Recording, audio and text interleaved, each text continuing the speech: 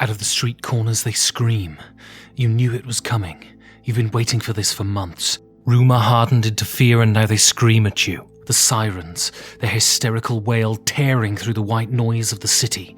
And you run. You run to pick up those things that can never be replaced. A picture of them in the days when they still loved you. Your mother's wedding ring. And then you turn to your shelf of games. You only have room for 5. 5 games for Doomsday. 5 Games for Doomsday is a show in which board game personalities are thrust into a cabin in the woods to outrun an oncoming disaster, but can only take 5 of their games with them. But which will they choose? My guest this week is a veteran of the gaming industry. Most famous for his card game design, he's been at the cutting edge of collectible card games for years as designer of Wyvern, the X-Men trading card game and the Mystery Rummy series, as well as working on Pokemon, and also designer of well-known titles such as Baseball Highlights 2045 and Diamonds. He was also a radio DJ for over 20 years in New York. My guest this week is Mike Fitzgerald. Mike, welcome to the show. Hello, Ben. Thank you for the nice introduction there. Yeah, it's good to talk with you. Been looking forward to this. Yeah. So I guess my first question is, how hard was it for you to choose the 5 games to take with you? Not hard at all. You know, for the last few years, maybe 5 years, I always am acutely aware of what my top 5 games are. That's all. And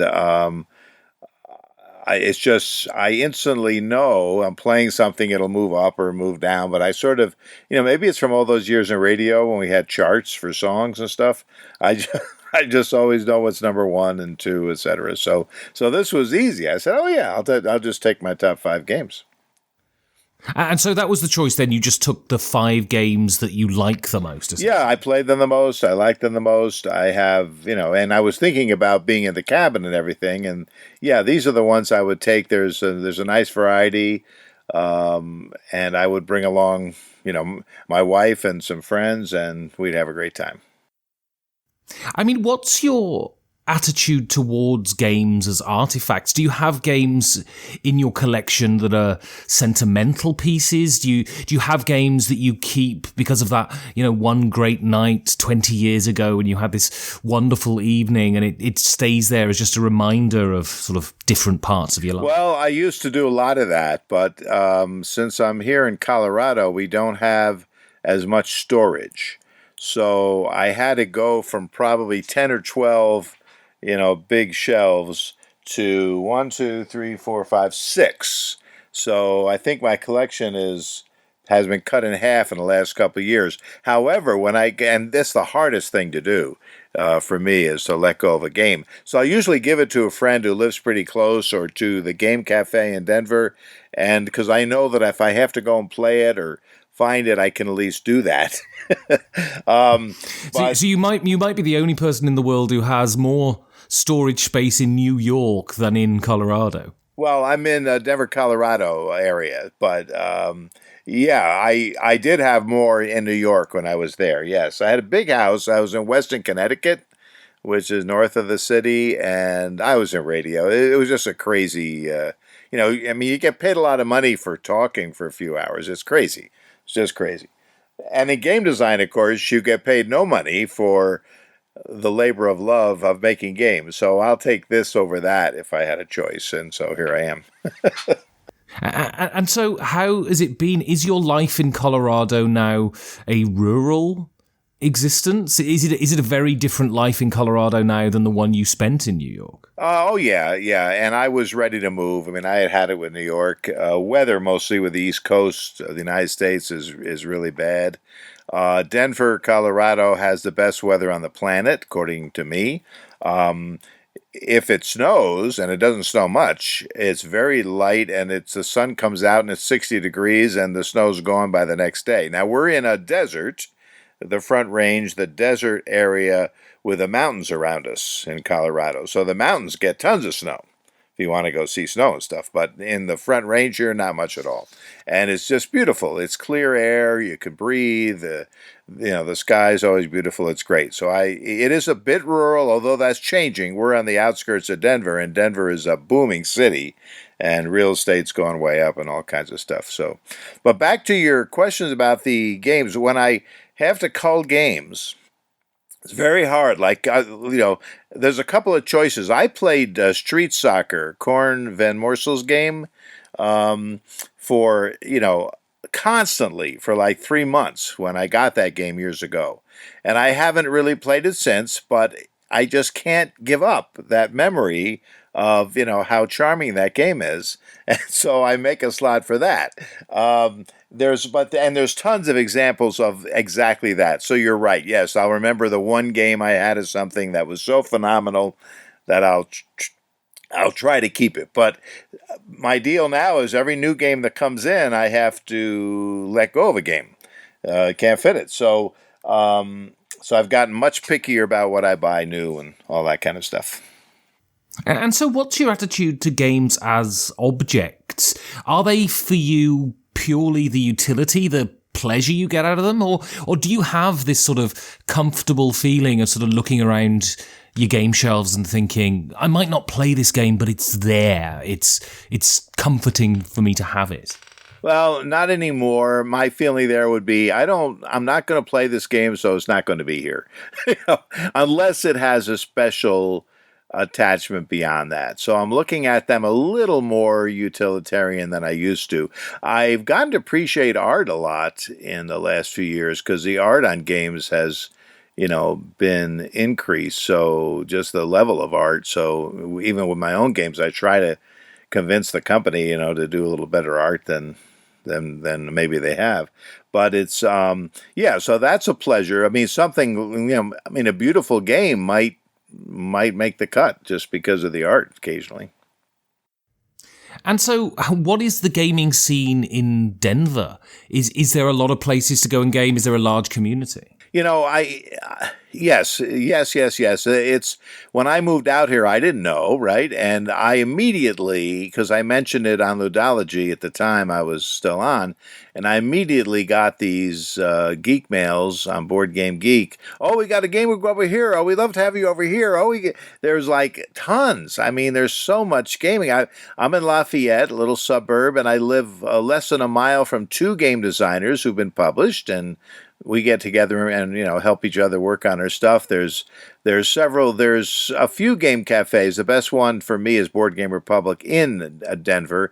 They don't sell games, but they have a great library and you can go in and play, and they have great food. So I enjoy that. But yeah, the gaming scene, I think from my viewpoint, it's just exploded like this everywhere. There's this idea in technology as you go, the length of time to get to a new level of technology, gets less and less. And I think because of the internet and everything else worldwide, the explosion of anything like this gets exponential. Now, we're nowhere near video games or anything else, and who wants to be, as far as I'm concerned. But now, I don't have to say to somebody, have you ever heard of a board game, like Catan or a Ticket to Ride or something, because they do. They have. And they mention that to me. Hey, because I heard you make games. Well, we play blah, blah, blah, blah, blah, blah, blah. So, yeah, it's a great time to just see that happening. There's downsides of this, as you know. There's just a lot of games coming out. so it's harder to weed through. But there's a lot of great games, so that makes it fun. So I want to go back to the beginning now. So when did you discover games, and what kind of games were you playing back in those days? And was gaming a rare thing in your household, or was it something that you did regularly? Regularly, and so I watched it happening before I could talk, I think. When I was about 5, I started playing card games as best I could or understand. Rummy was certainly the first one I played, but my father had learned cribbage in the war, so we played a lot of cribbage. My sister would play him. I'd play him. We'd play tournaments. And my mother was a really good Scrabble player, so we'd play a lot of Scrabble when I got a little older. So, yes, gaming was part of my upbringing, and it was mostly traditional games, card games, most specifically. And, of course, that got me started. I mean, so now we have Netflix and we have computer games and, we have amazing hobby board games. Do you lament the dying off of the family sitting round the card table playing rummy or whist and things like that?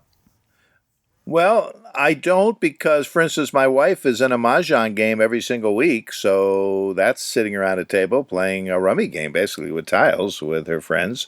I game all the time. I mean, I game 2-3 times a week. So in my life, I don't have anything to lament. I understand there's a lot more available, and I find just within us there is a nice size niche of people who react to the explosion of the media by saying, hey, it's nice, to open up a board game and sit and play.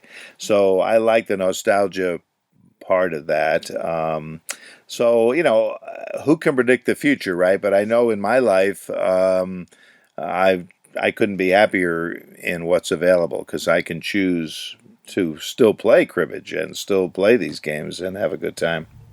So you said you've said this a lot in public that you used to play chess a lot when you were a kid. What does playing chess a lot mean, and how good did you become at one point? Well, I'm a kid, right? I'm in school. I'm about 10, 11. It means spending every waking moment that you're not doing homework involved in chess. And it's just, I got the fever. I mean, it's a beautiful game. I mean, it's a war game at its heart, so it's very interactive. And there is so much knowledge built up on it, which is its problem.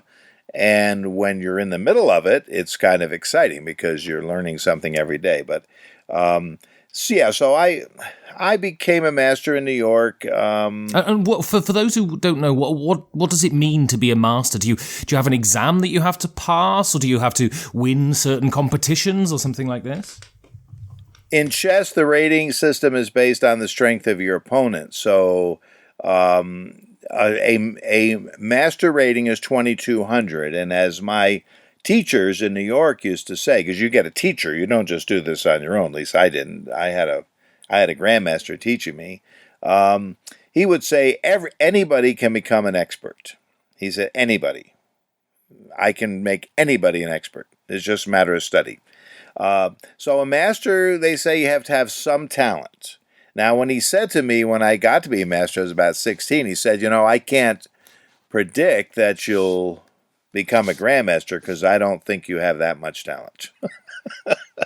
So, I guess you could be pretty open. And, of course, why would I want to do that? It's 8 hours a day of playing and studying. And at the most, he said, you'll make $30,000 a year. So, you might have something better to do. So what does that mean? Because I know nothing about chess. It's a completely closed book to me, and I find it incredibly intimidating. But what does talent at chess mean? Is it something you're naturally born with? Is it an instinctual thing? Well, that's what he thought. It has to do with spatial relationships and being able to track the different trees, in chess. Like, okay, I'm going to move my pawn here. If I do that, what are his possible responses that make sense? Now, as you play and learn, that tree you can make a judgment. Well, I don't have to look at that response because I know that's stupid. Hopefully, Now the reason the computers are now better is they can look at every single response in a very short time. But we've got to look, okay, if he moves his bishop there, then I move that. You have to be able to see the board in all these different positions as you go, maybe 6, 7. 5 moves ahead might be master level for most of the stuff, because then you'll see a position that you're familiar with. And you say, well, if I get there, I know I can draw or I can win maybe or something like that. So it's a lot of intense stuff, and it became much too competitive for me. I mean, I got into that for a while, but I'm not a competitive person at my heart, and I'd be so upset when I'd lose a rated game or I'd slip back in the ratings. It was just not healthy. I didn't think so. So I went on to the part of my life you don't know about is music. So I went on to concentrate on my singing and trumpet playing. I was a music major in college at Eastman School of Music in Rochester. So I started off, and that was the plan. I'd be a musician. And I took a U-turn from that to radio, and from that to game design, and but they're three pretty creative, wonderful endeavors. I enjoyed and loved them all. What I never did in my entire life is work 9 to 5. I never had a job that you had to go to and then stay until you're done and go home. I don't know what that's like. And so, are you able to appreciate good chess players? Are you able to look at someone like Garry Kasparov and understand why he's so good and why he's held in such esteem?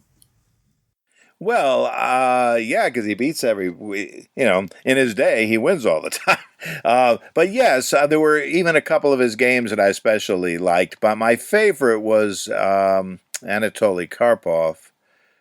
He was played a little bit like I aspired to play, a little more very methodical and very tough. But Kasparov was a genius. I mean, he would just create. He would create something out of nothing. I mean, and of course, occasionally he made some very famous blunders because of that. That would lose him a game. I could appreciate it. I certainly couldn't do it or had no interest in going to that level. So I started to think about what could I enjoy playing besides my, the traditional casual games that I was enjoying that would have a little more to them. So it would be a little bit like chess, but easier and not have to take years and years of study. And that's when I discovered board games. So I want to go on to your first game then. And your first game is something that you've already mentioned, and that's Cribbage. And I was a previous guest on the show chose Cribbage too. And during my researches into the game, I found out that Cribbage has a credited designer, and this was Sir John Suckling, and the game was invented in 1630, which completely blew my mind because none of these traditional games have designers. Does that fact, firstly, did you know that? And secondly, does the fact surprise you? Well, I knew it years after I played Cribbage. When I was designing games, I said to myself, Cribbage is so weird. It has a lot of rules, right? It has a lot of things that are added there for different reasons. And I looked it up and I researched it, and I did find out John Suckling did this in 1630. I even went so far as to find out what the first Cribbage was like, and it was very different. At one point, they were using a 3-card hand instead of 4. And the kind of play that was developing, and the fact that it became so popular as a pub game, and a betting game. My father used to play a penny a point in the war. It developed as a game, like games do. If you've ever seen, I don't know if you've seen I'll suggest a video, Richard Garfield's talk about skill versus luck. But he'll talk about how games can start with a lot of luck, and then over time will develop if people want them to be better, and this happened to backgammon and several other games, into more of a skill game, and we're talking at a much different level than the typical hobby game, but they'll become more skillful as people want to play it more and more. So that happened a little bit to Cribbage in the early days, and I've had the privilege of playing Cribbage Experts, and Cribbage has a very a large group of players, an organization, and they play tournaments for the weekend. They sit there and play hundreds of Cribbage games over a couple of days because they're so fast. I was at, I think it was Origins one year, and there was a guy from the Cribbage Association, and wow, he taught me a couple things. He thought I was an okay player for a player who's played all his life or something, but I certainly wasn't at his level. They play it very mathematically, and there's always a best play, always. So you just got to know, and of course that's just the math. I prefer to play the game more by gut and how I'm feeling, and I'll try this, I'll try that, and of course I use some basic odds, but these guys know it all.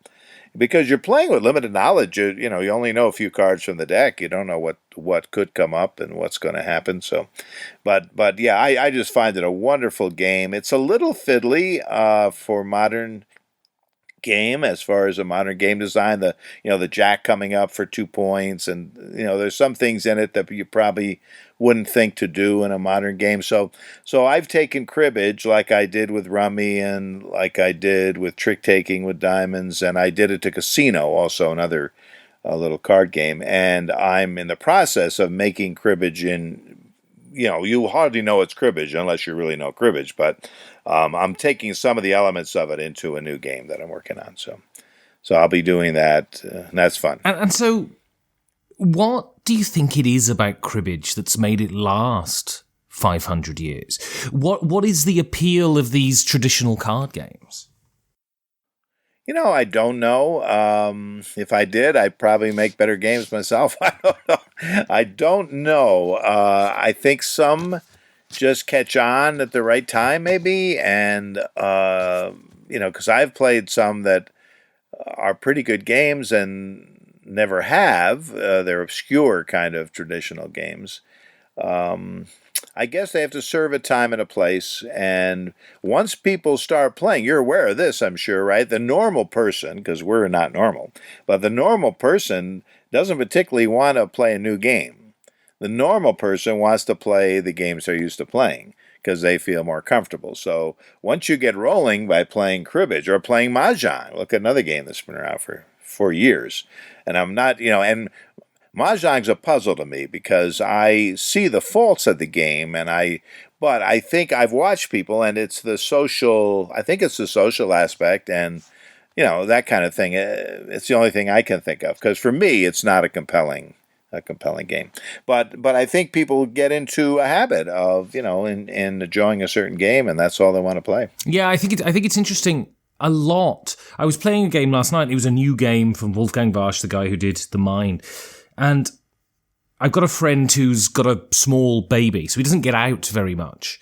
And we were playing, and actually what he wanted to do was catch up and have a chat and not play the game. And I think really that's what gaming, and especially it comes from these traditional card games, they offer us, a chance to get together, to catch up, and to enjoy other people's society, right? Yeah, it's a very good point. Yes, which game was it? This was it's called The Taverns of the Deep Valley. It's only out. Yes. Yeah. It's only out in Germany right away. I'm waiting for the American copy, but that game is a little more of a game in the sense that you would have to pay attention.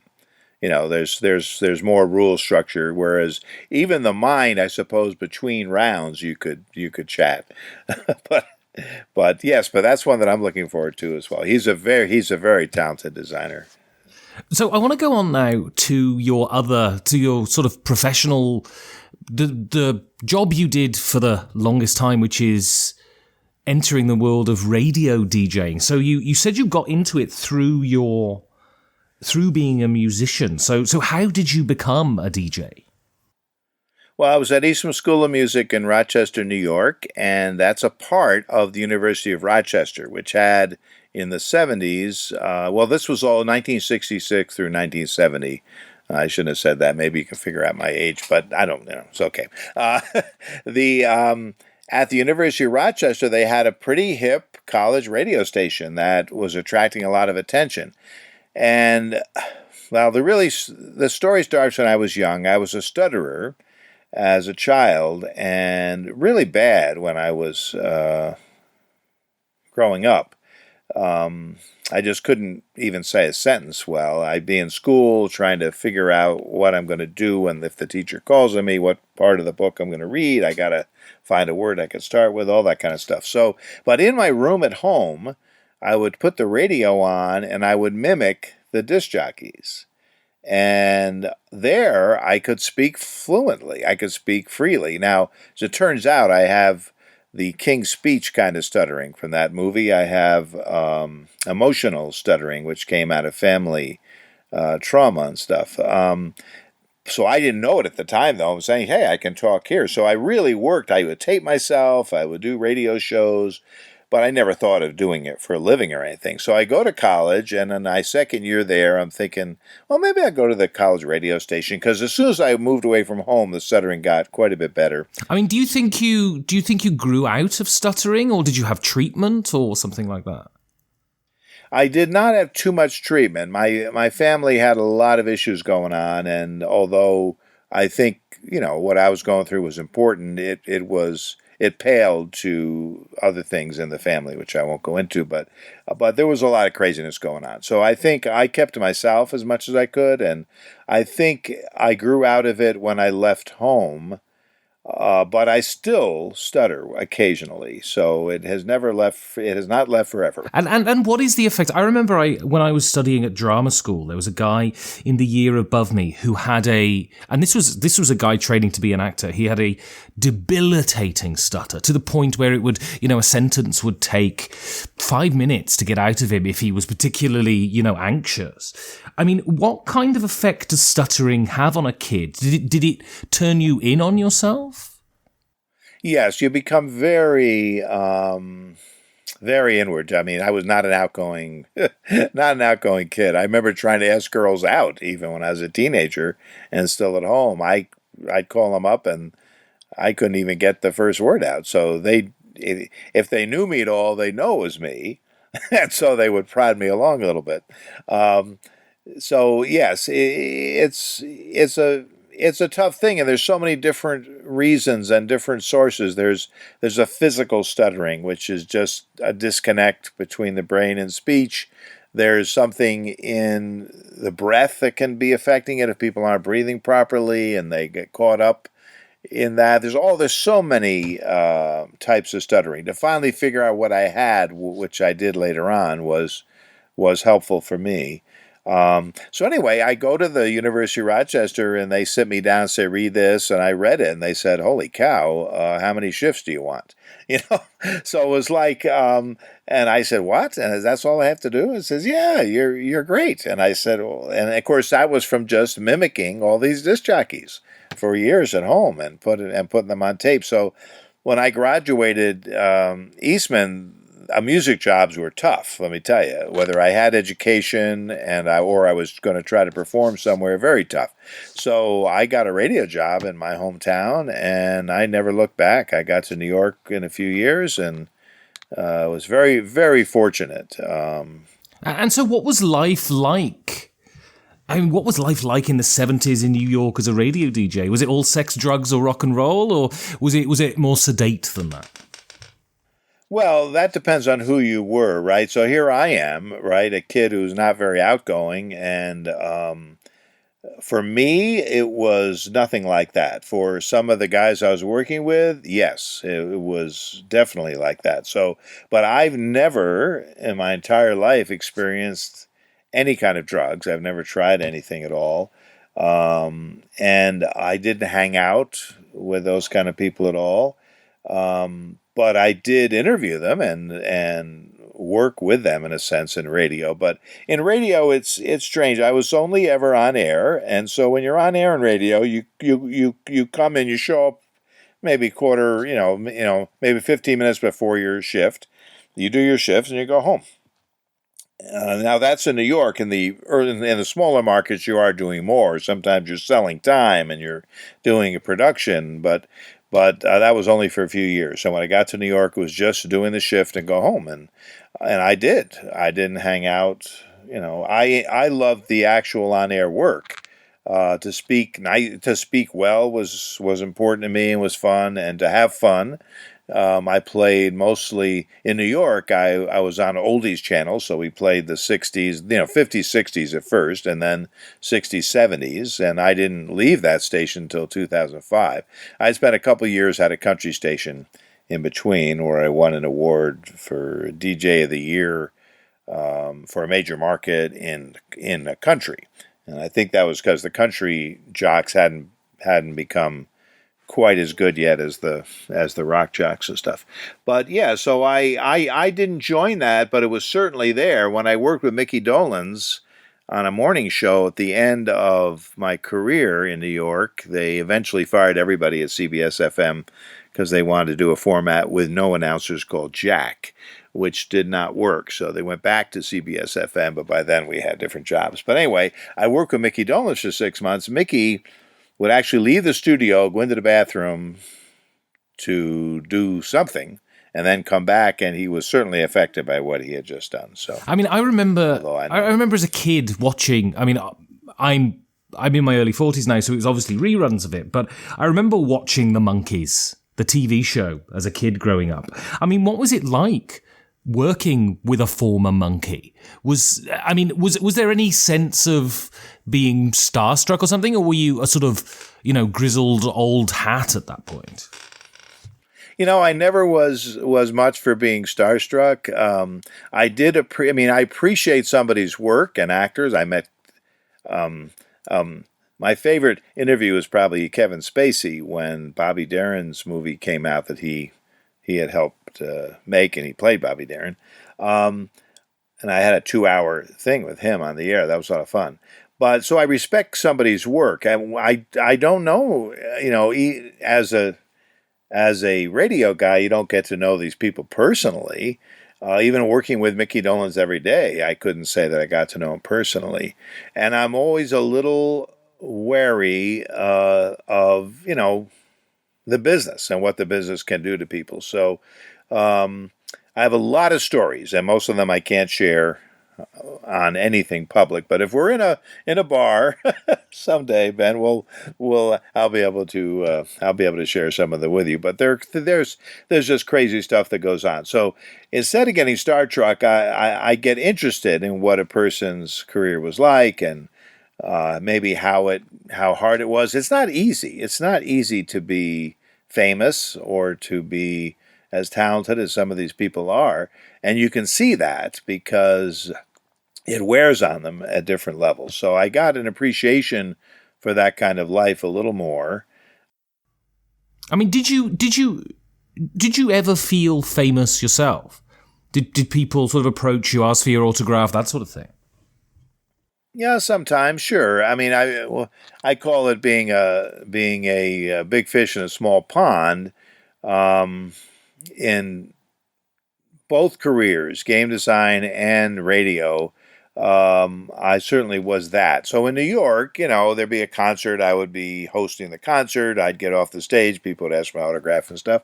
That never... It didn't impress me.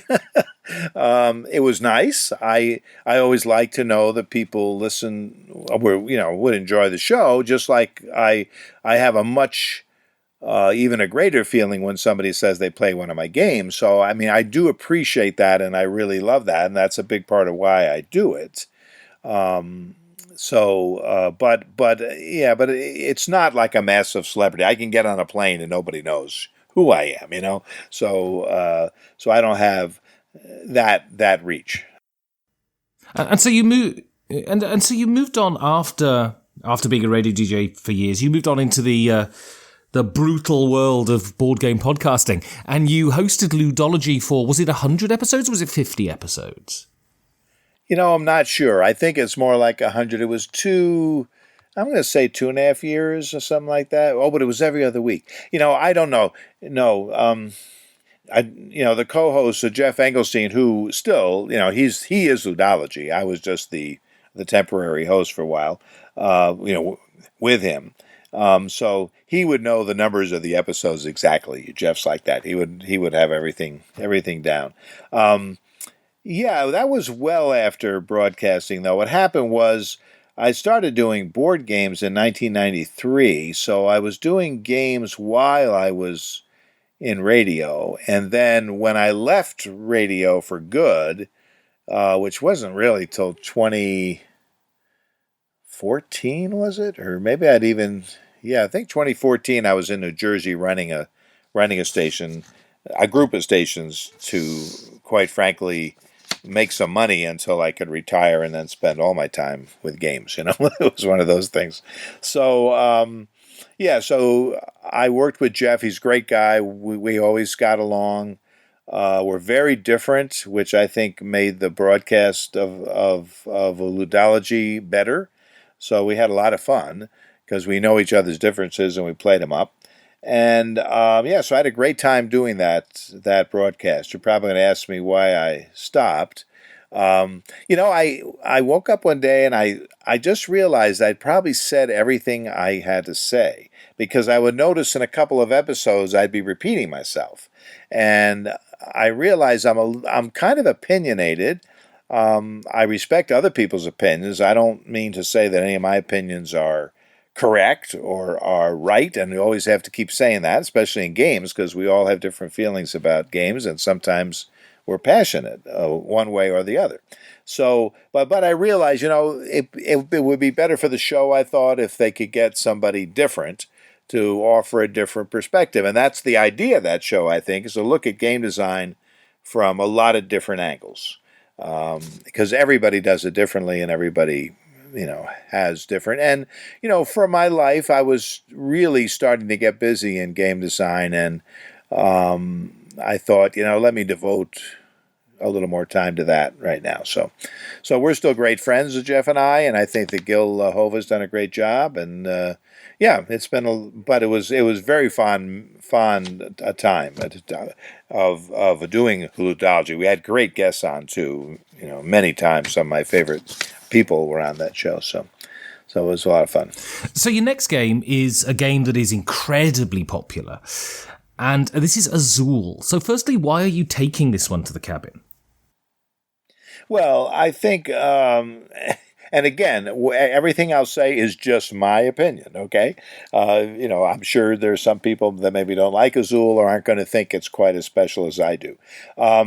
First of all, Michael Kiesling is a very, very talented game designer. I have a lot of respect for him.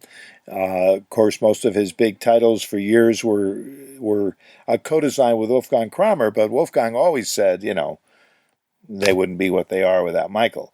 So he had a chance to do something unusual. So Azul, I love Azul because it is a minimalistic board game. And I'll compare it. Let me just mention another game which is very popular.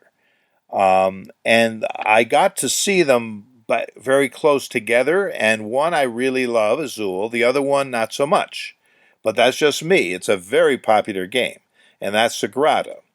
Now, the difference to me between Azul and Sagrada, Azul does it all with very simple, basic rules. It's a game, it's close, for my mind, it comes close to chess as a two-player game.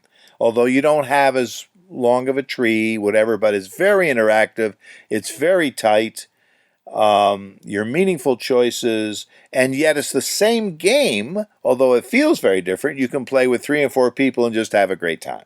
So I really enjoy Azul for that. Sagrada, I think they had some endgame problems because you're rolling dice at the end. You got to get the right dice. And so they introduced these cards and things. The Chrome, I call it Chrome, but they introduce a lot of sort of gamey, quote-unquote things. Now, hey, we all play those kind of games all the time. And Sagrada, wow, it's a very popular game. A lot of people love that game. But putting those two, having seen them so close to each other, I just fell in love with Azul because there's nothing beyond the couple things you're doing. There's nothing extra. Every moment, every second of that game, you're involved in making a game decision, not making a decision, well, should I go for this card or that card or do this or do something else? So that's why I do prefer Azul to the new one. Azul stained glass windows. So most of my friends like the Azul stained glass Essentra better because it's a little deeper, they feel, and a little more of a game. And I do play them both. I think they're both fine, but my heart is with Azul. I think Azul is a very special game. And of course, who knows, right? But I would guess that Azul is still going to be played 20 years from now. And so, one thing people talk about, and it happened with Splendor, and it's happened with Azul.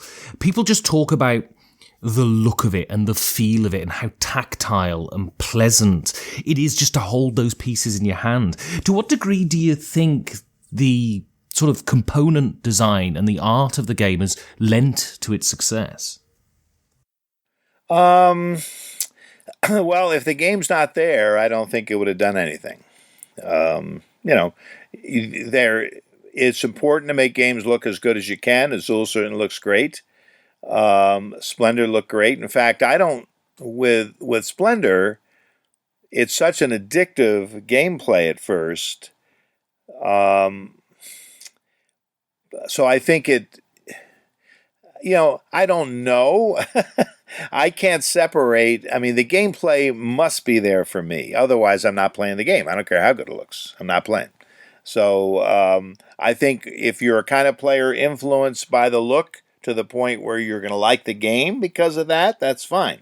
I think it helped both games in that they were good games and they had an exceptional kind of look to them. I think that helps. So if you get a great game and you've added the really nice look, I think you have a chance for some real significant sales. So I want to go on now to the other sort of string to your bow, and that's what essentially you're on this show for, and that's your designing. So why did you get drawn towards designing games, and especially, you're well known for card games. Why that area? Well, I had played them since I was young. I love card games. To me, a card game is always superior to a board game because of one simple reason. I mean, if the card game is anything at all, you sit down and play a different game every single time because you have cards. So if you're dealt a random hand of cards, wow, okay, I'm playing this way this game, I guess, or I'm going to try this or that. And it's like, now they do a lot to board games to try to make that happen, but it's a lot of work. I mean, with a card game, is give me a set of cards, and of course the game is not so easy to make, that will hold that and support it. But yeah, so I've always loved card games. I was playtesting games first for Avalon Hill and some other companies in the 70s. The moment I saw Magic the Gathering, I mean the moment I cracked open a pack and saw how the game worked, I knew I had to design games, and that was 92 or 93. So I went to work. It's a crazy story, but I used to go to the toy fair every year in New York, in New York on a press pass from the radio station, because I loved games and I would look at them and chat with people. So I'm walking down an aisle at the toy fair, and I have my couple of Magic decks with me because I dove into Magic like I did chess. I was in the Pro Tour, the first Pro Tour, all kinds of stuff. So anyway, I've got a couple decks with me. I'm walking down the aisle, and this gentleman says, "You there? Come over here. What's this game you got with you?" And I said, "Oh, it's Magic the Gathering." "Yeah, I know. I've heard a lot about it. I run a little company in Stamford, Connecticut called U.S. Games, and I've got a great artist because I make tarot decks. And I'm thinking of having a collectible card game made with the theme of dragons and stuff, because the guy writes, he's an artist and he makes nice dragons. Do you know anybody who could do that kind of game?" And I looked right at him. I said I could, and I had never designed anything. I don't know why I said that. I don't know what I was doing, except I was told when I was younger, never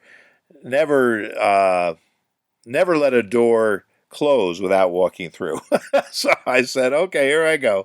I said, yeah, okay, well, we got a couple people submitting designs. Sid Saxon is submitting a design. He says some other guy. He said like 3 people who do this all the time. I said, okay, well, I live up, very near you. He was in Stamford, Connecticut. I was in Norwalk at the time. I said I live, very close. So he said, well, bring something in a couple months, or a month or so, whatever you got, and we'll see. So boy, I went home and I made Wyvern. I mean, what do I know, right? I had reversed engineered Magic, so I knew how Magic worked, but I also knew that I didn't want to do that. To me, doing the same game in structure, I just wouldn't have done, and yet that's what everybody else did. Everybody else did Magic, and I said to myself, well, I know how Magic works, so I don't have to do that same structure. So I basically did Stratego, the board game, with cards. And I added the structure of a collectible game. You don't have to have mana. I used gold as a spending thing.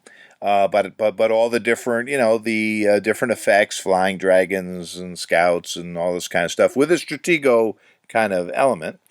And I brought that in, and they tested a bunch of games they had gotten, and they said mine tested the best, so they wanted to do that one. I said, holy cow. So they print the game, it comes out, it sells like crazy because it was like the second or third one out, and everything was selling that was called a trading card game. We knew everything was going to do well, right? The guys came to the company office in Stamford, never forget this, and they're just taking orders. They say, listen, before you show us the game, I want 3,000 decks, or I want this or that, or boxes or crates, whatever they're talking about. And then they played the game, and it's not terrible. It's not a terrible game. Maybe not. It was a little bit simple for its time. I thought maybe there was a need for something a little simpler. So it was simpler, which means they could grasp it right away. But they thought it was going to do fine. And it did fine for a couple of years. It did very well. And I'm getting these royalty checks. I'm saying, holy cow, you can really make money doing this. And I had some good friends I had made. I actually knew Alan Moon by that time. And Alan said, don't get used to this, Mike. It's not what happens. And, of course, years later when he makes, the Ticket to Ride, I said, well, you got yours now, and his was much bigger than mine, of course. But anyway, so I got a phone call from Richard Garfield after Wyvern was out for about a month. And he told me how much he liked it because it was so different from Magic. And he would like me, they were ready to fly me to Seattle to talk. So I flew to Seattle, talked with them, and we set up a deal where I would only make trading card games for them. I could make other games for anybody, as if I'm going to make a lot of games. I just made my own first game. But they said, listen, we want to see what you can do maybe with other trading card games. So we'll pay you to not do games for other people, then we'll pay you again to do games for us. So for them, I did Nitro, which is based on the WCW wrestling. I did X-Men. And I had designed a Spider-Man game, but it didn't come out because there were problems with the X-Men license and all that kind of stuff. And then I'm not going to get into this in this interview, but there's a very famous lawsuit because I had shown a wrestling game to WWF at the time, and I didn't give it to them. So they took it and they made a game that was Raw Deal. So I ended up on both games, Raw Deal and Nitro. But yeah, so getting to know Richard as a friend, who's a dear friend to this day, and the experiences at WotC were just wonderful. The making of collectible card games, wow, is it hard. And I didn't, I'm doing it for Wyvern. Now I took a little simpler route with the game design, but it's just hard. And after doing 3 or 4 of them, I just said, nah. And what's hard? What's the difficulty of it? Well, first of all, the game has no structure. People are going to buy these cards, and they're going to make decks that they want to make and play, and they're going to expect them to work against each other and be balanced. Now, sure, you could make a Magic deck that doesn't work against one that really works well, but you can't have one deck be so much better than everything else, or one set of cards. And yet, if the cards are all the same, the game is boring, right? If the cost curve is the same, is like perfect math, what's that going to do? So there's a lot of elements. You've got to build in oh wow stuff and have things that are exciting, but you've got to test so much, and you cannot test enough, because the minute the game comes out, more people will have played it and figured it out than you could ever have tested, even if you use computers and all kinds of wacky things, So it's just very difficult. It's intense spreadsheet work because you're doing hundreds of cards, and you have to test just constantly. And just changing from the collectible card game format to, let's say, a deck builder, which I have done, or an LCG, that's kind of in between. I haven't done one of those yet. I think that's kind of an in between. You're still going to have to build some decks, and you have to be careful. But it's so much easier when you at least can control the universe. Like in my baseball game, I got this player, Fence Crusher, hits 3 home runs. Okay, but there's several. I mean, a curveball, a pitcher will strike him out. So, you can set those things up. There's only one Fence Crusher, and there's a bunch of curveball pitchers, so it's not a problem. If he goes off once in a while, people get excited. Oh wow! And if he doesn't, well, I tried. That kind of thing. So, it's much easier to do. So, and of course, when I got into the rummy games, I did the Mystery Rummy series.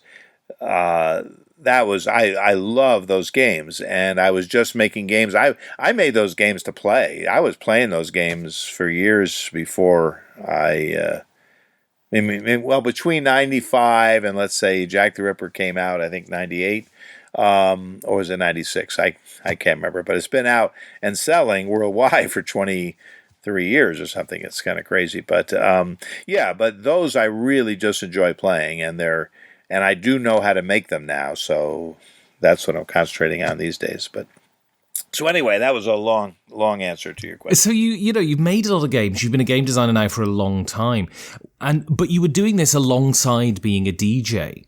What sort of, and obviously I'm not going to be gauche enough to ask you for numbers, but what sort of proportion of your income came from game design over those years, and if you can call DJing your sort of day job, what sort of proportion came from that? 99.9% from radio and 0.1% from games. But I will say there was a year that I made more in games. And that was that was Wyvern's big year. I mean, the first year that Wyvern came out, I made more from Wyvern than I did from radio. But radio paid silly money, I call it, when you're getting paid exorbitantly high money. I was in New York, so there's a big union. The stations were making tons of money, and they thought it had a lot to do with us. Maybe it did. I don't know. So the ratings were good, and you'd get this, what I call silly money. My wife at the time was a nurse. I mean, she was really working, you know what I mean? Long shifts, double shifts, and making nothing compared to what I was making. So that always, I didn't feel guilty, because there are a lot of jobs that just pay a lot of money. That's what they do. They're not all, but I knew that it was just a lucky thing for me. It wasn't that I was returning that money's worth of value to anybody, right? I was just gabbing on the radio. Game design has the other problem. Game designers make nothing compared to what people think they make, or what maybe they should make. I'm not sure. Game design is tough because there's such a small profit in the business. So that I'm not sure it's out of whack, actually, as some people think. I think it's if you have a big hit game, you're going to make a lot of money. So I think that's kind of the crux of it. But the normal game designer cannot exist by just putting out games. They do okay, but they're done, and there's just not enough coming in from that. So your next game is probably not. Has probably not been a smash hit in the sense of something like Ticket to Ride, but it's a classic, but it's the reworking of a classic, and this is Brass Birmingham. And we've noticed over the last couple of years, there's been a lot of sort of Knizia reprints, and this is a reworking of a classic game. Do you think with the influx of people coming into the hobby, there's a desire on people's part to rediscover sort of the history and the origin of where this hobby has come from. Well, I certainly hope so, because my entire Mystery Rummy series, I got the rights back to. U.S. Games have been very nice to me, and we made a deal where I got the rights of everything back, and I gave them to WizKids. So everything is coming out again with some tweaks and updates, and I have a vested interest in this kind of thing happening. Let's put it that way. Although all those games have sold well and are still selling well in 5 languages, and it's just we're going to do some modern game designing with them. And my next big game was a legacy game. We'll get to that. But back to Brass Birmingham. Brass Birmingham, yes, I do think people are excited to see early games they miss. Like, I have friends come over, they look at my collection, they see so many games that they were not into gaming when that game was popular. So I play a lot of those with them, and they say, wow, this game is great. I guess they assume maybe it wouldn't stand up to today's, as opposed to 15 years ago, today's standard of game design. But a lot of them do, and they're fantastic. And so they are very happy. Then they say, oh, there's going to be a reprint of that game. So, and of course, I'm a sucker for the reprint if it's going to add new stuff like Brass Birmingham does. So I have different, some games where I have 2. I have the original, which I just can't part with, and then I have the updated one too. I'll quickly tell you the relationship I had with Euro games, because that's what Brass Birmingham is. It's a big, heavy, complicated, complex Euro game. I didn't like them at all. When I first played them, I said to myself, why am I sitting here playing this? Do people actually want to sit down and move cubes around a board, and there's no theme, and this is the typical ones, not so much Brass, but and then you're trying to get points every different way. I want a game where, okay, tell me how to win. Okay, win a race. Okay, win this, win that. But why all these points and just different avenues? I didn't get it because I wasn't a puzzle guy. I just didn't get it until I played Brass, and I thought to myself, well, here's something. I understand the theme. It's really dry as anything, right? Brass is the industrial section of England. And how it's development. So it's not really an exciting theme, but I love the 2 parts of the game. But I thought there were issues with Brass for me in its variety and what you could do with it. But I played it. Brass Birmingham comes out, and I go in the Kickstarter because I know the guys that are doing this. They love Brass, and they're going to be making some interesting changes. So they made Brass into my kind of game completely, because you have so many choices. There's things opening up. There's beer. There's pottery. There's all kinds of stuff you can do now. And it's the only game that I really like where you have to do something before you can do something else. This kind of game where you got to take that first step. You've got to get the coal mine. You've got to then get coal over here. Then you can build this. Then you've got to get the goods there. Then you've got to sell the goods. So, normally I'm not a big fan of games where everything is kind of predicated on you got to do X, Y, Z before you can do the big payoff thing. But in this game, I'm just attracted to it. The card play too is fantastic. Just playing a card. So for me, Brass Birmingham stands alone as my absolutely favorite traditional heavy Euro. And I think, Martin Wallace, who is a very talented designer, his reputation he's hit or miss occasionally, but Brass Birmingham has been developed and finished and taken Martin's great core design and making it just phenomenal. So for me, that's a game I love. So I want to move on now, and I want to talk about the CCG as a concept. And as you've worked on lots of them, you're an absolute expert. So firstly, I guess, what is the key attraction to a collectible card game? Why do people feel drawn to them? The only thing I can think of is they want to lose money. They want to not have any money. I mean, this is a question I've asked myself many times. I just have no idea. I mean, there is nothing about a CCG that makes me say, "Oh boy, I want to play this. I want to lose every dime I've got." And just trying to and then I want to spend all the time creating the decks, which is a lot of work, and then play some competitive game where there's always going to be somebody better than me who's going to, show me how badly I built the decks. Yeah, that really sounds good to me, but I tell you, I don't know why. I mean, I say that a little facetiously. I think I do from being a chess player. There's a tremendous feeling of ownership when you play CCG. Like, this is my deck, this is me, and I can make this thing better than yours. So it's that, chess is a game about my idea is better than your idea, and that's exactly what a CCG does. You're going to say to somebody, my idea is better than your idea. So that's where the competitive scene comes from. But how many of these can you play, right? That's what we found out at WotC very quickly. How many could you play? Because they're going to take every penny you've ever seen to stay in it. So you can't play, 3 of them? I mean, hey, if you got that much money, great. But it would be hard to play more than one, is what in the end we felt. Now, of course, nowadays you have different choices.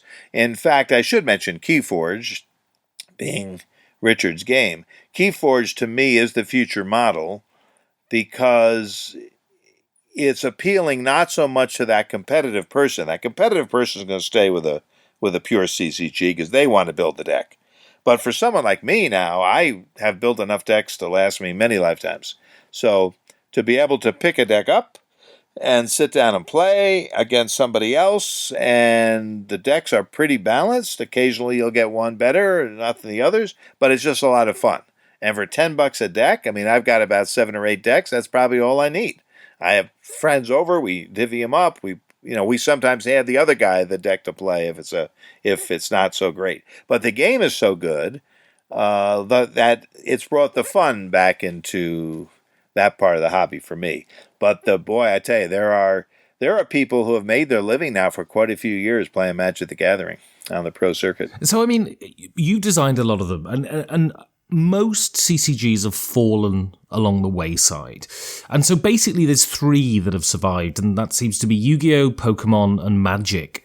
Why these 3, do you think? And how important do you think it is for Magic that it had first mover advantage? Being the first one in. Well, I think that's an advantage only if you're an amazing game, because the disadvantage of that is more pronounced, is that people can improve on the game. They can make a better version. So if you take Dominion, which was a great deck builder, but that's what it was. It was a pure deck builder, right?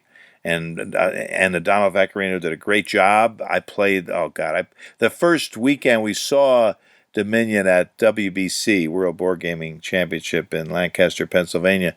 I just sat there and played it for like 3 days. I never moved. I mean, it was so interesting to me and fun. But then you see that he discovered something that's much more than just one game.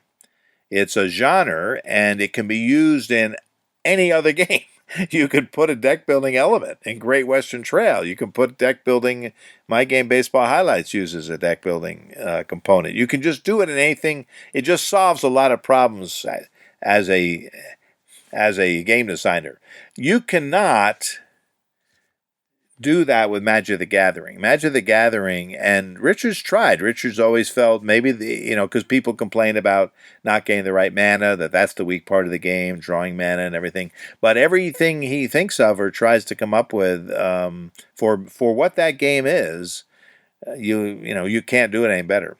There are other games he's made like Netrunner and many other things, but Magic was such a great game that it's held the leading position, although there were years, and Pokemon, well, right now I think Pokemon is by far number 1. Oh, really? You think Pokemon sells more than Magic?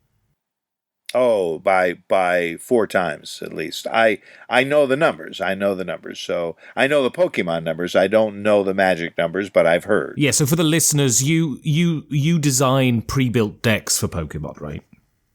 Yes, for 13 years. Yes, I designed all the starter decks they sell with each set every 3 months. Before I did it, Mike Elliott did it, and now Paul Peterson does it. So all three of us, it's an elite group if you've designed those things. But anyway, yeah. But Pokemon has an added element that Magic doesn't, and so does Yu-Gi-Oh, and that's the collectability and interest of a very young age group with the cards, and it has the support of TV shows and movies and worldwide video games that take you into a different universe than just the card game. And so they're like, how can I say, they're almost like a brand of entertainment by themselves. That's why they do so well. But for Magic to do as well as it has for so long is incredible. Now Magic makes the commander decks. The commander decks are a lot of fun.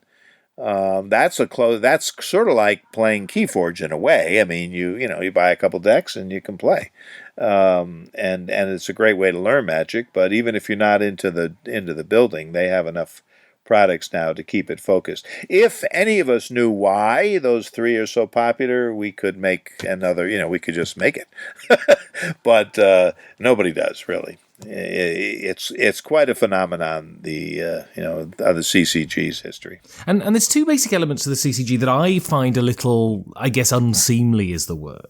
And firstly is this notion of pay to play, that if you pay more money, you're much more likely to win. And then that leads on to the whole aftermarket in itself. I mean, do you think it's crazy that someone will pay $30,000 for a Black Lotus? Is that the going rate now? Wow. I think that was. I think one of them went for something like 35,000. Yeah, at one point.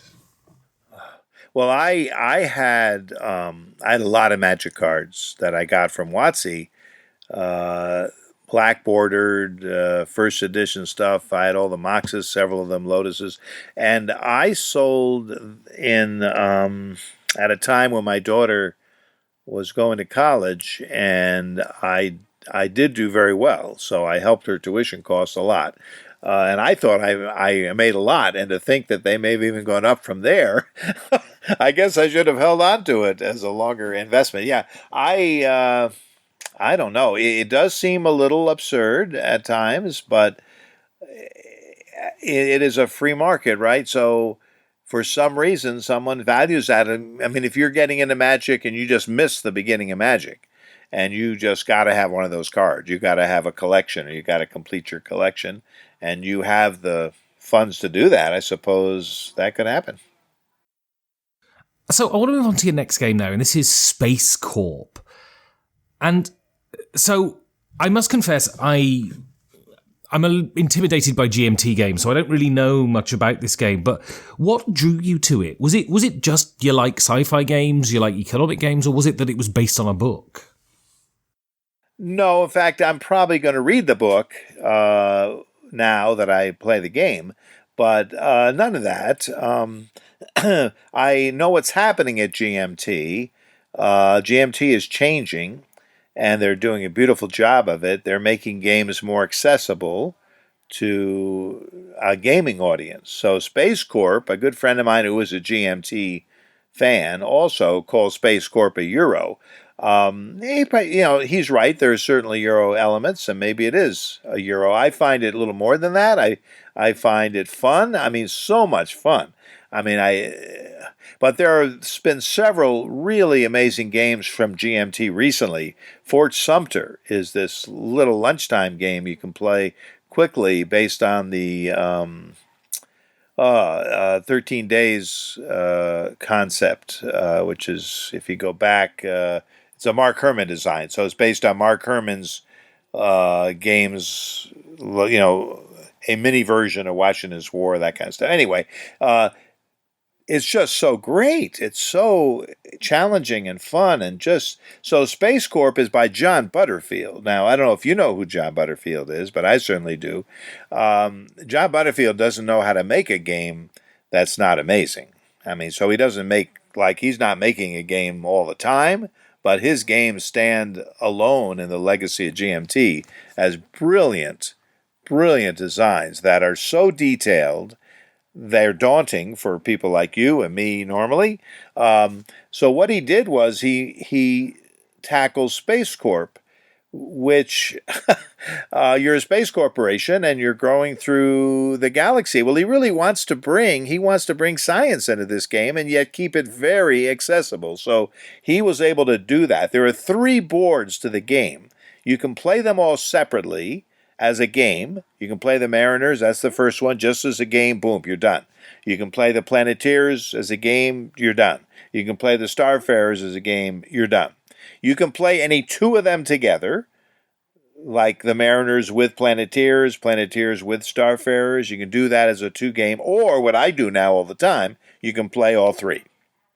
And it's such, all I can tell you, it'd be very hard to describe this game, but I guarantee you, you will not feel like you're playing something daunting or a GMT game. And to make sure of that, they got Chad Jensen to do the rule book. Now, Chad Jensen did the Combat Commander series for GMT and Dominant Species, and he has Dominant Marine coming out soon. Now, those are daunting games a little bit, but he is the best rulebook writer on the planet, bar none. So you read the rulebook to Spacecorp, you will know everything. You will be able to play right away. Everything will be there at your fingertips when you have a question. It's just, I don't know what to say. It may turn out to be my favorite game.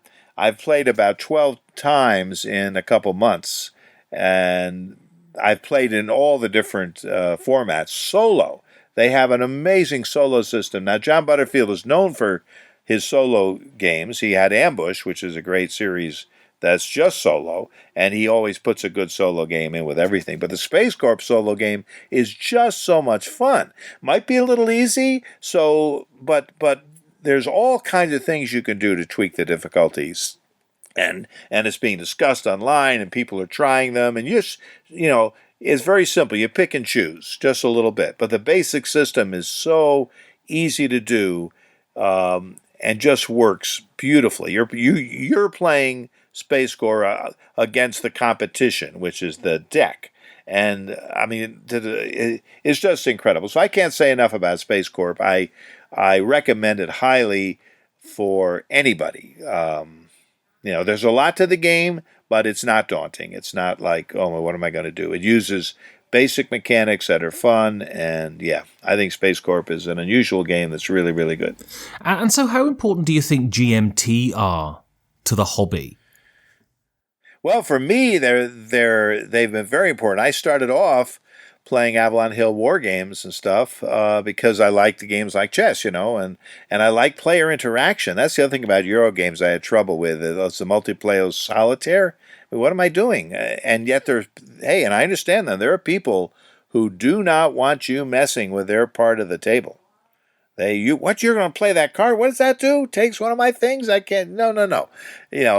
So we call them Care Bears. As maybe, I don't think that's maybe the most respectful term, but there are people that don't want to be messed with. That's all. They like the puzzle, and I can understand that. That's not me. I don't need a lot to take that, but I want board state to be a very important part of the game. So look at a game like Dominant Species, where it's an evolution of board state. When you make your species more comfortable in one terrain tile, you're affecting everybody there and everything that happens. I even tried to make a game that did that, Dragon Island, which has not done very well, probably because I overstepped my comfort zone, which is card games, or that's what people expect, and they don't expect some kind of board game from me. But I love the kind of board state that those kind of games will make happen. So where were we? We were talking. Yeah. So going on then, I want to talk about the future. So what is the future for you? So game design, since you retired from the radio, game design is your full-time thing now. Yes, that's all I do. Yeah, well, it's been because of Ludology. I guess it's been out there for a while that I've been working on a legacy game based on Mystery Rummy. And boy, this game has its ups and downs, and I started over several times, and so it's finally coming out in 2020. It's signed by WizKids, so they're going to be having all of the Mystery Rummy games being redone, plus this big game coming out. But it is not a legacy game. What I did was we have 7 different cases. It's like 7 Mystery Rummy games in one box. They all use the same deck. So it's a very unusual deck. The story of each case comes out in what we call game changers that you discover during the game. You can play them over and over because you'll always discover the cards in a different order, and the order of how you discover these cards will completely change the game. And you won't discover them all each time either. So that's the best I could do. If you're trying to do legacy like Pandemic Legacy, I came maybe close at times, and Rob Davio was nice enough to play test it with me along the way. But we both agreed it's just too hard to do what I was trying to do. And I do respect people who try it, and some people have come close, but yeah, I just couldn't get it to be anything but this little story that you don't feel the story, and I wanted people to feel the story. So the games I have now, the cases in this box, you're gonna know what's going on, and there is a way to play them in order and have something happen, but that stays with you. It's called bad blood. So if you are the one who sends a guy off to prison or whatever, he comes back later and you have things happen to you and stuff. So there is a small way to tie them in, but you don't have to do that. You can play the whole thing many times. It'll come out differently every time. And there's some surprises, I think, in there as to what the cases are and what's going on. So I'm proud of it now. Now I can say it's a game I can really enjoy. I'm not trying to do something that is beyond me. Let's put it that way. So that's coming out in 2020. There is a new Mystery Rummy 2, which I can tell you is Sherlock Holmes, because now Sherlock Holmes stories are public domain. So I've taken 5 of the Strand articles and I've put them in a game. Now, this is a little different than the 7 in a box. There's 5 cases, but you're paying 3 of them at once. So they're like objective cards, and the decks, you use different, 20 different cards for each of the cases. So the way the abilities and interactions on those cases, each time you play with a different 3, you're getting a different combination. So you'll find some you might like more than others. Some you say, wow, this is wild if I use this one with this one. So they interact with each other, the cards, and I'm happy with that one. And then I have to do some others too down the road. Plus, this Cribbage game I told you about is based on Cribbage. It doesn't look like Cribbage now, and that one doesn't have a home yet. It did, but it didn't get done under the time of the contract. So I took it back, and I'm going to try to sell it at Origins, probably. And so there will be stuff coming. Yep. And so when you look back on your career as a game designer, and if someone were to write an article about you, what would you hope that they would write when they were talking about your impact on the hobby? Yeah, I think about that sometimes. I've made about 75 games. But the way I would put it is, okay, Mike made a few games, maybe there's 10 or 15 of note, and out of that, maybe there's 8 or 9 that got played a lot, and some of them still being played. 20 years later. So I think for me, that's the best I can do. I don't know, having one of the most successful games in the hobby is not something I could plan on. You make games, you hope they do well, but I think it's good. It's a good feeling for me to have games that, like the first Mystery Rummy game, Jack the Ripper, and all of them, all 5 of them are still selling. They're not selling Ticket to Ride standards or anything like that, but they're on sale worldwide. So, and they're going to have a new makeover and stuff done. So I think I've made a few games that have stood the test of time. I think Diamonds, which has done very well. I have a new Diamonds game that may be out in 2020. Which I played about a week ago, actually. I played Diamonds. Oh, you did? And it's because I'm completely addicted to trick-taking games. I think they're wonderful. And what I love about Diamonds is how quickly it flows and how intuitive it is to players. You play one round and everyone instantly knows how to play it. I think it's a beautiful game. Well, that was the attempt. The attempt was to make a trick-taking game that people that aren't trick-taking game fans could play and enjoy, because you're not doing the trick-taking counting or the bidding or any of that stuff. So because of that success, I'm following along that another game. There's also going to be a very nice second printing of Diamonds, which should be out in June or something, because they've gone through a bunch of them. So that I'm very proud of. And Baseball Highlights, this is a game that just keeps getting more and more popular. I mean, I just saw another review today. Somebody just discovered it. So it's been out since 2014, but it just keeps going and going. It will not quit. And Football Highlights will debut in June at Origin. So those 2 games, I never thought they would do much, because sports in the hobby game thing is not a big theme. But so I went crazy with those. I decided to do something really strange that I liked. And so that's what I did, and there's at least enough people that seem to enjoy it, and they stand alone because they're so unusual in their gameplay. But yes. So I think I'm proud of several games. Not that they're setting the world on fire, and there's a lot better designers and a lot better games than the ones I make. But it is nice to be in the conversation at some point of having done some meaningful games over the years. So your last game then is your favorite game. And this is by possibly the most innovative card game designer around, and this is Mottainai by Carl Chuddock. So the first question is, why Mottainai and not Glory to Rome? Because that's the one most people talk about. Yeah, well, Glory to Rome, I have the black box, and I've played it for years. It was one of my favorite games until Mottainai. Not my first, but very good. It's not particularly. I'm a game player that appreciates lower player count games more than higher. I play a lot of 2-player games, a lot of 3-player games. So Mottainai is perfect. It's 2 and 3.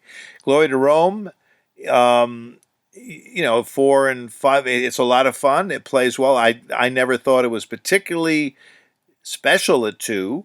But I would play at any count. But it's kind of a little chaotic for me. There's a lot of copies of each card. There's a lot of craziness going on. But I like that. When I'm sitting down to play Glory to Rome, that's what I'm playing for.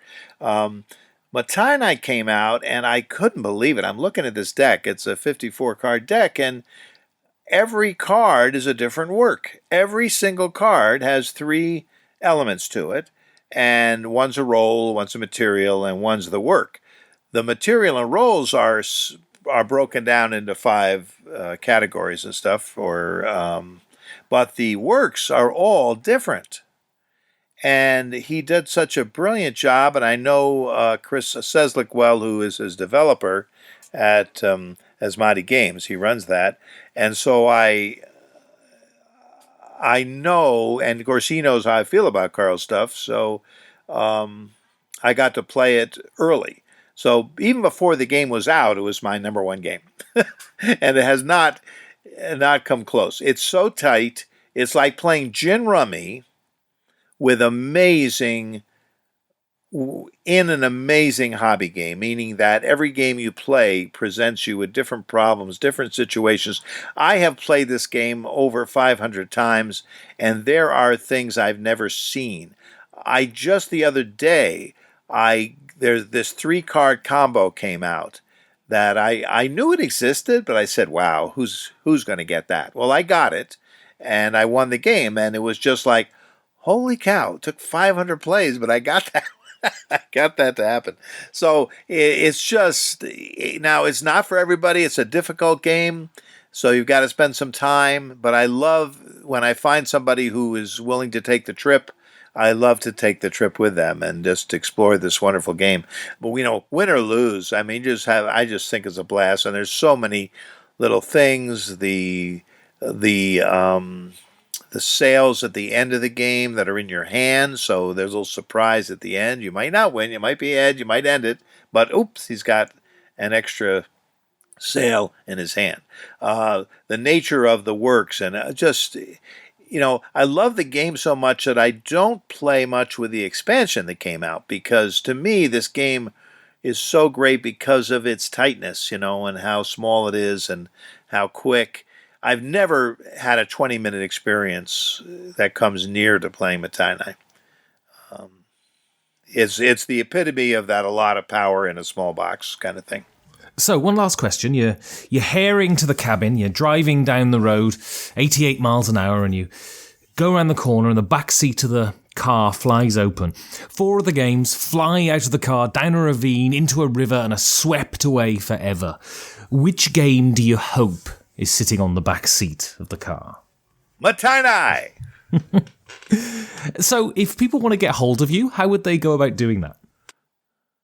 Well, I guess I used to be on Facebook and stuff. I don't do that anymore for some reasons I won't get into, but I just like being off the grid a little bit.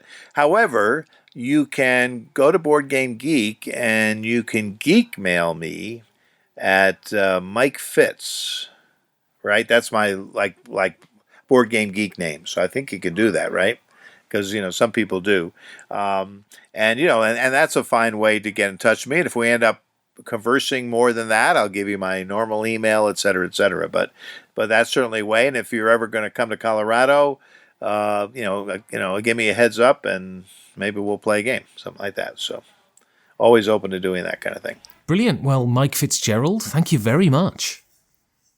Well, thank you, Ben. This was as interesting as I thought it would be. It was a lot of fun. And if you want to suggest a guest, or you want to say something nice about the show, or if you want to say something horrible about the show, you can contact me on @5gamesfordoomsday on Twitter, or you can send me an email at 5gamesfordoomsday@gmail.com. You can give a rolling donation to help support the show at patreon.com/5G4D, or a one-time PayPal donation at the bottom of the website 5gamesfordoomsday.com. And if you fancy looking swanky, you can buy a t-shirt at tpublic.com/user/5gamesfordoomsday. And if I haven't had to shimmy from the city to escape the toxic thumb wrestler and the incessant pedantry, I'll see you in 2 weeks for another 5 Games for Doomsday.